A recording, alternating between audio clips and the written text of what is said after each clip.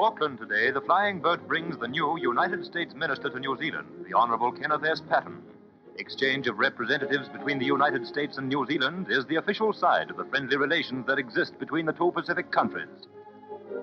Greeting Mr. and Mrs. Patton are members of the local American colony and New Zealand government representatives.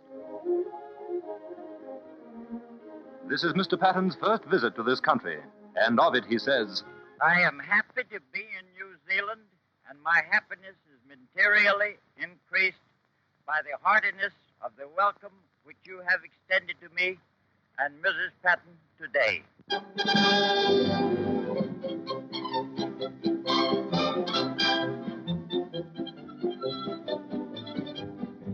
Boarding a business-like minesweeper, these boys salute the quarterdeck and hurry to fall in response to the bosun's whistle.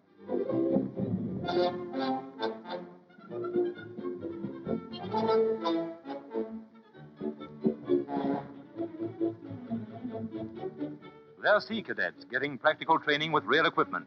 In their harbor crews, they learn to rig and operate a sweep for mines. And wouldn't they be thrilled if they really did catch one?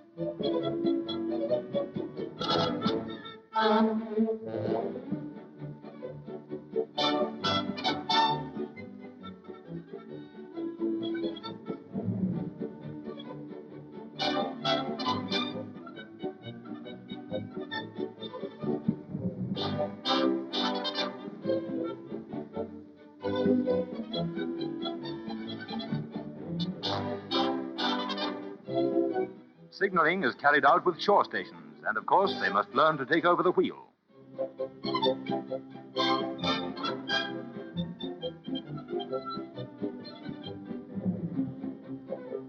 Gun drill is an important part of training, and much practice is required to make everything go like clockwork. These cadets are carrying out the training that before the war was done by the Royal New Zealand Naval Reserve, most of whose members are now on active service.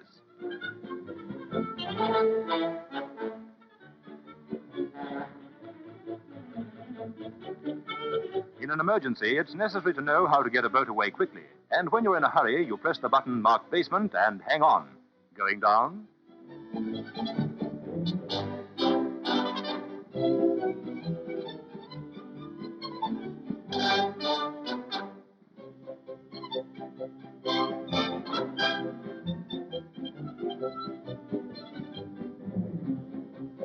These sea dogs are only sea pups yet, but give them time and watch them grow.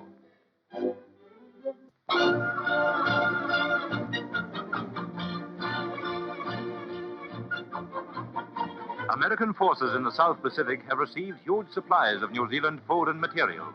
Some have also received New Zealand military instruction. I want to again emphasize the fact that speed, and yet more speed, is the essential of anti-aircraft work. Now, the New Zealand instructors will now show you in drill what we mean by that. This course on Bofors guns is just one of the many lines of instruction which have taken place while the Americans have been here. The gun is demonstrated, and an instructor explains the breech mechanism. The upper side is trough-shaped to allow for the passage of the round from the rear forward into the breech.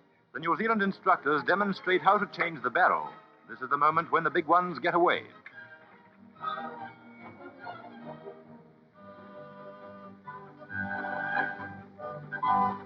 In the course of a brief speech of thanks to the instructors, this American officer says, I hope that our true gratitude will be reflected in our future operations. Now the Americans show what they know. They take over one of the guns and put it through its paces. There'll be many men now on Pacific fronts whose skill with the Bofors gun and other weapons is due to the training they had in New Zealand. Soon it'll be the real thing for these boys, and the foot on the trigger will mean that the sky is rough going for zeros.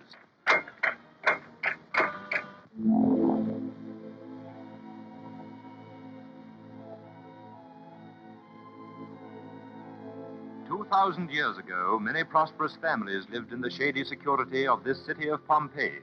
The fine villas here were run by slaves and filled with art treasures of the time. It was not war that destroyed this city, but volcanic ash and poisonous fumes. Few escaped, either of those that sat in the seats of the mighty or of those who sat amongst the crowd. The god Apollo in his temple gave no protection, for in the year 79, Mount Vesuvius, awakening explosively from a 1,000-year sleep, buried 3 cities and 10,000 people under showers of stones and ash. Excavated scientifically from 1860 on, Pompeii is one of the great showplaces of Italy. Amongst today's visitors are men who've come from New Zealand, 9,000 miles beyond the known world of the ancient citizens. The amphitheater was buried by Vesuvius before there were any Christians here to throw to lions. The ancient street looks like many a modern Italian street through which the war has passed. Men who come to Italy to fight against the rise of a modern slave civilization hear something of the life of this ancient city. Pompeii avoided the need for street drains and street cleaning by having stepping stones from one pavement to another. For chariots to pass, the distance between the wheels had to be strictly standardized. The ruts they wore on the road can be seen if the dust is scraped away. Everywhere there are fragments of the former life of this city. The old inhabitants would have been astonished to see soldiers wearing no armor or to see girls in army uniform. Things do change a little in 2,000 years. Columns such as appear as ornaments on some buildings today were a structural feature of classical buildings. The remains must be a great temptation to forestry men. In the days before steel girders, this was the way to keep up a long run of roof. The courtyard of this villa uses many columns. Its owner could stroll in the shade inside his own premises. Poor Apollo's had a rough spin. He's been buried so long no one fears him anymore, and he finds a lot of barbarians laughing at him and saying they've got a better statue in an unheard-of place called Auckland. For these soldiers, join the army and see the world has had something to it. They've joined the army and seen the world of 2,000 years ago. From one of the modern citizens, they buy some oranges for the trip back to camp. Then up with the tailboard. It's been an interesting day for these New Zealanders who go back to fight for a world built not on slavery, but on equal rights.